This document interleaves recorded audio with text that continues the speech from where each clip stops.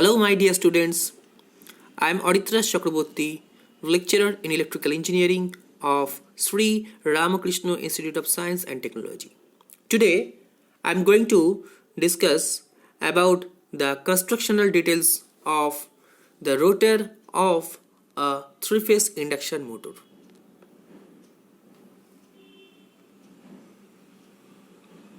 The first slide is the construction of the rotor. So the rotor is also built of thin lamination, just like the stator, of the same material as the stator. The laminated cylindrical core is mounted directly on the shaft.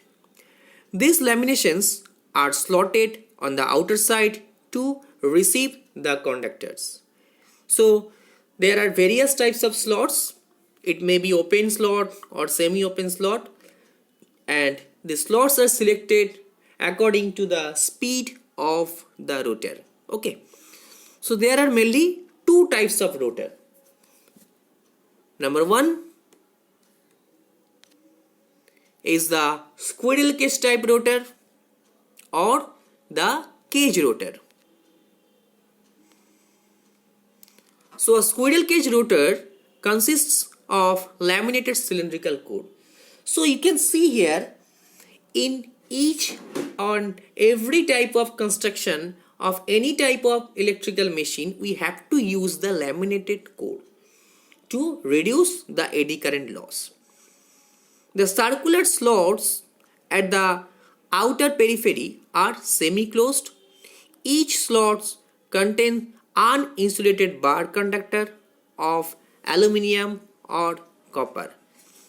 So I have already told that there are two types of slots are used. One is closed slot, one is open slot, another is semi-closed. So that is the semi-open or semi-closed type slots is used in squirrel cage rotor. At the end of the rotor conductor, the conductors are short circuited by a heavy ring of copper or aluminium. So that is known as the copper bar. And the diagram of the cage rotor is shown below. So rotor slots are usually not parallel to the shaft but are skewed. The skewing of the rotor conductors has the following advantage given below. You can see it in the next slide, and here you can see the constructional diagram of a squirrel cage rotor. You can see here the construction is like a cage of squirrel. So these are the skew from shaft. Okay, so this is skewed like a skew from rotor conductors, and you can see here also the copper bar. This is the copper bar and this is the copper bar. This copper bar are made to flow the heavy short circuit current to rotate the rotor. Okay. Now the advantage of skewed rotor bar: it reduces the humming and provides smooth and noise-free operation. Because of skew type rotor, the friction with air is reduced, so the humming and smooth operation is achieved by that type of construction. It results in a uniform torque curve for a different position of the rotor. The locking tendency of the rotor is reduced as the teeth of the rotor and the stator attract each other and lock.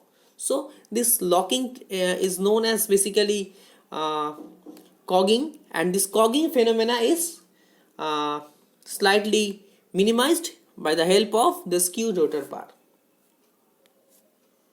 and it increases the rotor resistance due to the increased length of the rotor bar conductors.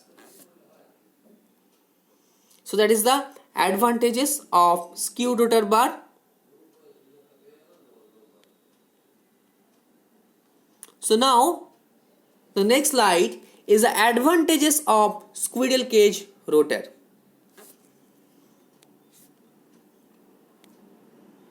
The cage rotor is cheaper and the construction is robust.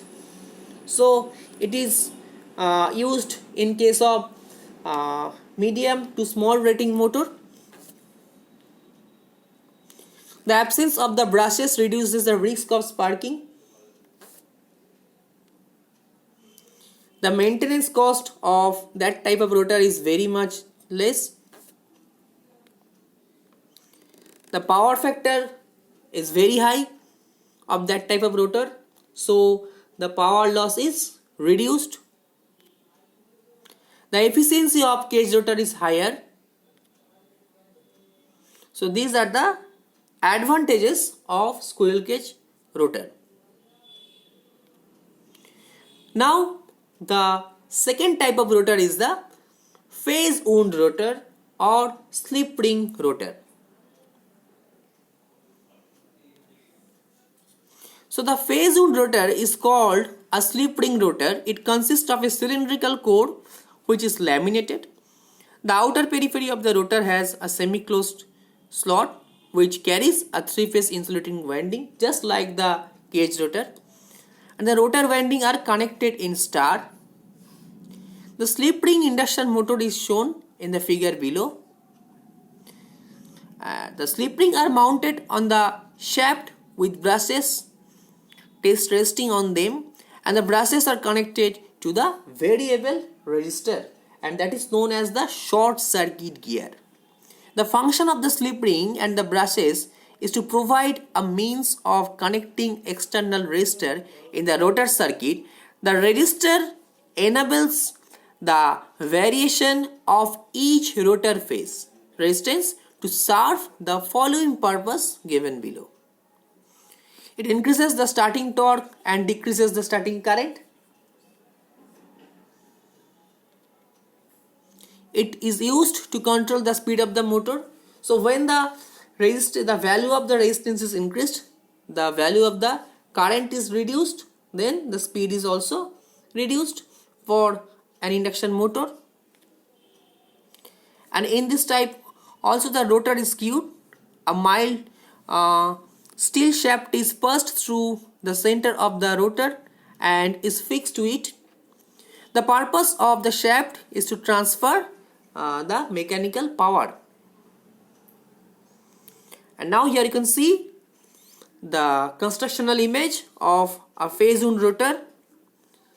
So that is the shaft of the rotor, and that is the slots which are skewed, you can see here, and these are the conductors, and that is also the shaft, and the slip rings are connected with the shaft, and with the brushes the external rotor resistance or the short circuit gear is connected with the slip rings. So that is the constructional details of phase wound rotor.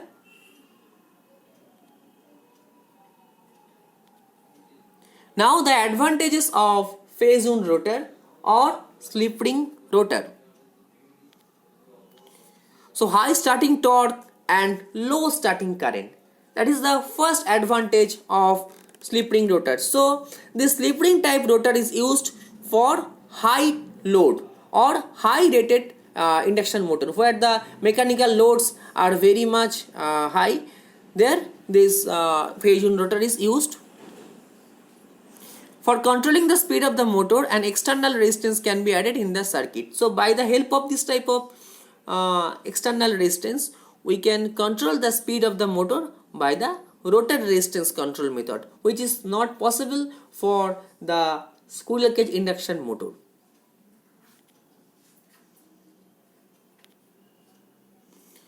So that's all about the constructional details of the rotor of a three-phase induction motor. Thank you.